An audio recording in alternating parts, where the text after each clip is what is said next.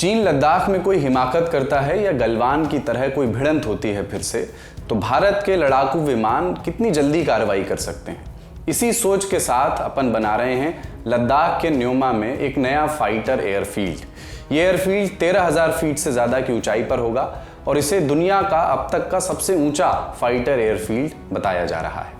ये जो जगह है न्योमा, ये पेंगोंग त्सो झील से दक्षिणी किनारे पर है। ईस्टर्न लद्दाख में ये LAC के बेहद नज़दीक है और इस फाइटर एयरफील्ड को BRO यानी बॉर्डर रोड ऑर्गेनाइजेशन बनाने वाला है।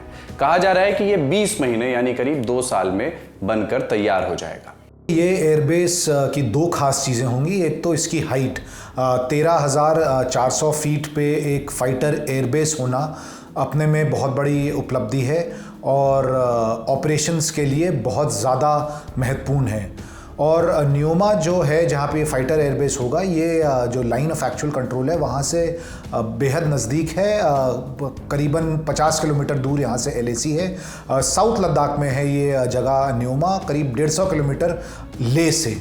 इससे जो रेंज है आपके एयरफोर्स के ऑपरेशंस की वो बहुत ज़्यादा बढ़ जाएगी। और ख़ास बात यह है कि इसकी जो नज़दीकी है लाइन ऑफ एक्चुअल कंट्रोल से, जैसा कि मैंने बताया सिर्फ 50 किलोमीटर दूर, उससे एक डेटरेंस फैक्टर भी बहुत ज़्यादा रहेगा चीन पे, क्योंकि कुछ सेकंड्स में ही आप एयरबॉर्न होंगे आपके एयरक्राफ्ट और ऐसी पोजीशन में होंगे कि चीन पर ना सिर्फ निगरानी रख सकेंगे, लेकिन अगर ज़रूरत पड़ी तो डीप स्ट्राइक्स भी कर पाएंगे।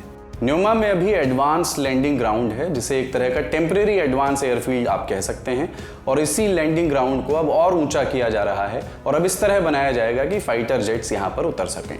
2020 के बाद से चीन से सीमा पर तनाव जारी है। आप जानते हैं सीमा विवाद पर कई बार बैठकें हो चुकी हैं, पर हल अब तक नहीं निकला है। चीन ने भी अपनी तरफ बहुत सारे ऐसे एयरबेसेस हैं जो हाल ही में पिछले 3 साल से, जब से ये तनातनी शुरू हुई लद्दाख में, बहुत रिवैम्प किए हैं। कुछ नए भी हैं और जो पुराने थे उनमें भी बहुत ज़्यादा कैपेबिलिटीज़ बढ़ा दी हैं। तो ये काफ़ी समय से सिलसिला चल रहा है। आपने खबरें ऐसी भी देखी होंगी कि चीन के जहाज़ बेहद नज़दीक आ गए थे भारतीय एयर स्पेस के, और इंडियन एयरफोर्स को भी अपने फाइटर जेट स्क्रैम्बल करने पड़े। तो ये सब कुछ समय से चल रहा है। रक्षा मंत्री राजनाथ सिंह ने न्योमा फाइटर एयरफील्ड का जम्मू से ही शिलान्यास किया है, यानी इसका काम अब तेजी से शुरू हो जाएगा। हाल ही में भारतीय सेना ने लद्दाख में ड्रिल भी की, जिससे जरूरत पड़ने पर चीन को जवाब देने के लिए पहले से ही तैयार रहा जाए।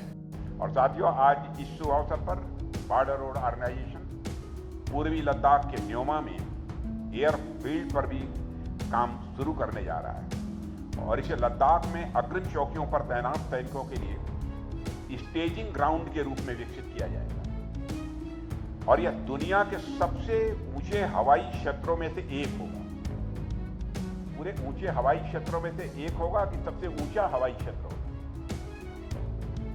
सबसे ऊंचे हवाई क्षेत्रों में से एक होगा, जो हमारे सशस्त्र बलों के लिए एक गेम चेंजर जैसा होगा, ऐसी मेरी धारणा है। लद्दाख में न्योमा के अलावा भारतीय वायुसेना के पहले से ही लेह और थोइस 2 एयरफील्ड हैं और दौलत बेग ओल्डी में एडवांस लैंडिंग ग्राउंड भी है। चीन ने जिस तरह से LAC के उस ओर डिफेंस इंफ्रास्ट्रक्चर बढ़ाया है, उसे देखते हुए न्योमा फाइटर एयरफील्ड भारत के लिए ज़रूरी समझा जा रहा है। सरकार भी चीन से लगी सीमा पर इंफ्रास्ट्रक्चर को लेकर के ज़्यादा जोर दे रही है। BRO तेज़ी से काम कर रहा है, क्योंकि बॉर्डर विवाद को लेकर भले ही दोनों देशों की बात हो रही हो, लेकिन भारत को पता है कि चीन पर भरोसा नहीं किया जा सकता।